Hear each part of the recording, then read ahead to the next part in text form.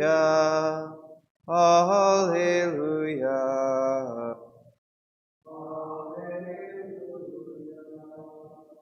The Lord be with you. A reading from the Holy Gospel according to Matthew. Jesus said to his disciples, "You have heard that it was said, an eye for an eye and a tooth for a tooth. But I say to you, offer no resistance to one who is evil. When someone strikes you on your right cheek, turn the other one to him as well. If anyone wants to go to court with you over your tunic, hand him your cloak as well. Should anyone press you into service for 1 mile, go with him for 2 miles. Give to the one who asks of you, and do not turn your back on one who wants to borrow." The Gospel of the Lord.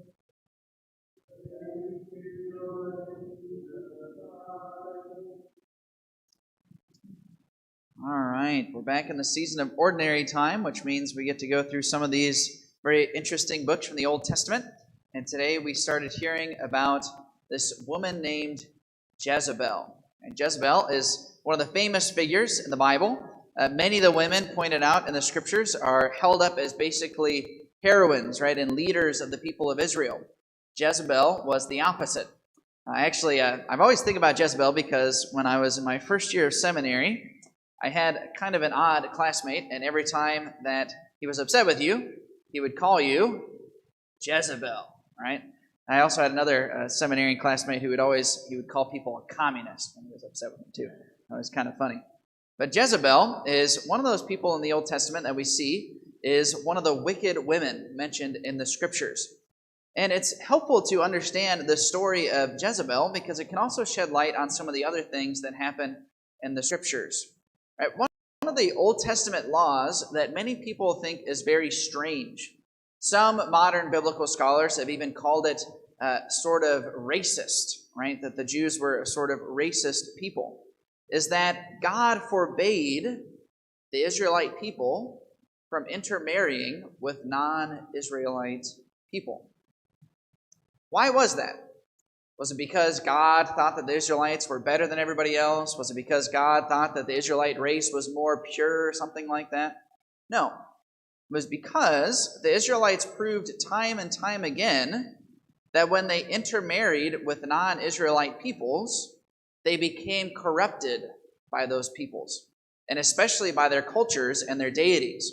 And sometimes it's hard for us to imagine this in our modern day because in our modern Western civilization, we're used to a largely Christian culture. Obviously, that's falling to the wayside now. But for the most part, when we think about our culture and our civilization, right, it seems somewhat civilized because it's been formed by Christian values. Right? It was not that way in the Old Testament. Think about the cultures and civilizations that existed back then. Many of them were violent and war-hungry, but even worse, many of them worshipped pagan gods that involved human sacrifice and even child sacrifice. Many of the pagan religions, it wasn't just human sacrifice that was involved, but it was also like a form of ritual prostitution. And there were some very wicked ideologies and religions in those days. And so when God specifically pulled the Israelites away from Egypt and gave them the promised land, he wanted them to be set apart and separated so that they would stand out and they could become a light to the world. But so long as they kept intermarrying with other peoples, they would constantly be corrupted. And we see this most clearly in the story of Jezebel and the king Ahab.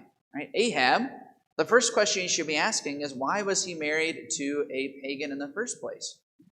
It's because Ahab, in his days, he wanted to form a political alliance, right, with the Phoenicians. And so he took a Phoenician woman, Jezebel, as his wife. Right? Automatically we know that was against the Old Testament laws, not only because you were not supposed to marry a pagan, but also because kings were not supposed to form political alliances with other kingdoms as well. Right? So we already know that he was a very wicked king. But what we see more so in this story, not only was he not righteous and sinful, but he was also very weak. He didn't have a backbone. Right? So Jezebel easily corrupted him. She turned him into a murderer and a thief in this story. And as we will continue to read in the first book of Kings, not only does she make him into a murderer and a thief, but also a worshiper of idols. Right? One of the first things that Jezebel does later on in the story is that she actually invites 450 of her pagan priests to come from her native Phoenicia, to come and establish that pagan religion in Israel. And what did Ahab do the whole time? Just let it all happen. Ahab is one of also the bad examples in Israelite history of a weak king. Right? Now, I do think there is something interesting for us still today in our modern culture, right? And I don't want to say this and sound judgmental or anything like that. However, I have noticed that in our modern age, it has become much more common for Catholics to marry non-Catholics. And I've constantly wondered about this as a priest. Far be it from me to tell an engaged couple, right, that they need to break off their marriage and find someone of the same religion. However, I will say that one of the most common things I hear in the sacrament of confession is people complaining about their spouse because they don't have the same religion. They don't have the same faith. And so it's very difficult to establish a family life, to lead your children when spouses are not sharing the same faith. I think it's stories like these stories of Jezebel and the other stories in the Old Testament. I think it would be wise for us to reflect on this a little bit more in our modern age. Perhaps we should be putting a larger emphasis on our young Catholics that their first priority in marriage should be finding somebody who shares the same faith, same vision, the sacrament of matrimony. I think we would be better off as a church if that were to happen.